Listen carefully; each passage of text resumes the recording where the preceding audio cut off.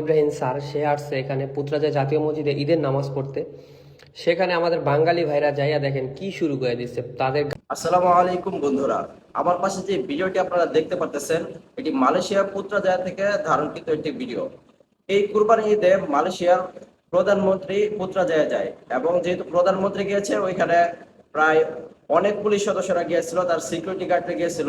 আপনারা দেখতে পাচ্ছেন আমাদের কিছু বাংলাদেশি ভাইরা ওই পুলিশের যে বাইকগুলো ছিল সুপার বাইক, এমনকি মালয়েশিয়ার যে প্রাইম মিনিস্টার ওনার যে মার্সিডিস গাড়িটি আছে ওইখানে দেখতে পাচ্ছেন আপনারা কিছু বাংলাদেশি বাইরে গিয়ে ওই গাড়ির সাথে হেলান দিয়ে তারা ছবি তোলার চেষ্টা করতেছে, ছবি তুলতেছে।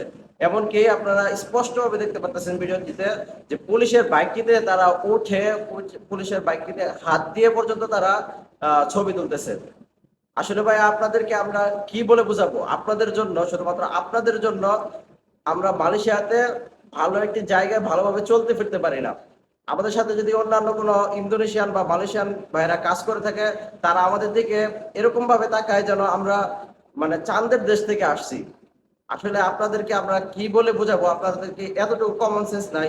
আপনারা কি বাংলাদেশে পারতেন বাংলাদেশের পুলিশের একটি গাড়িতে ওঠে আপনারা এইভাবে ছবি তুলতেন? যদিও বাংলাদেশে পারতেন হয়তোবা, কিন্তু এটা তো আমাদের দেশ না, এটা মালয়েশিয়া। এখানে আপনারা কাজ করতে আসছেন, আপনারা ঈদের দিন ঘোরাফেরা করবেন, বাইরে বের হবেন, এটা স্বাভাবিক একটা বিষয়। কিন্তু এই সমস্ত কর্মকাণ্ড কেন? আপনারা দেখা যায় যে বিভিন্ন সময় ট্রেনে উঠে আপনারা নাচানাচি করতেছেন, বা এই সমস্ত ভিডিও যে মালয়েশিয়াতে এরকম ভাবে ভাইরাল হচ্ছে যা বলার বাইরে। বিশেষ করে এই ঈদ উপলক্ষে, এই কুরবানি ঈদ উপলক্ষে মানে টিকটক প্ল্যাটফর্মে তো ঢোকাই যায় না এই আপনাদের ভিডিওর জন্য। এখানে আপনারা নাচানাচি করতেছেন, ওইখানে আপনারা গোস্তের জন্য দাঁড়িয়ে আছেন। আপনারা 5 লাখ টাকা 6 লাখ টাকা খরচ করে মালয়েশিয়াতে আসতে পারেন, আপনারা মালয়েশিয়াতে থেকে 2 থেকে 3 হাজার রিঙ্গিত ইনকাম করতে পারেন, কিন্তু 25 রিঙ্গিত দিয়ে আপনারা গরুর গোস্ত কিনে খেতে পারেন না কেন ভাইরা? আপনারা কি বোঝাতে চান? আপনারা কি আমাদের বাংলাদেশকে আপনারা এরকম ভাবে বোঝাতে চান যে আমরা ফকির?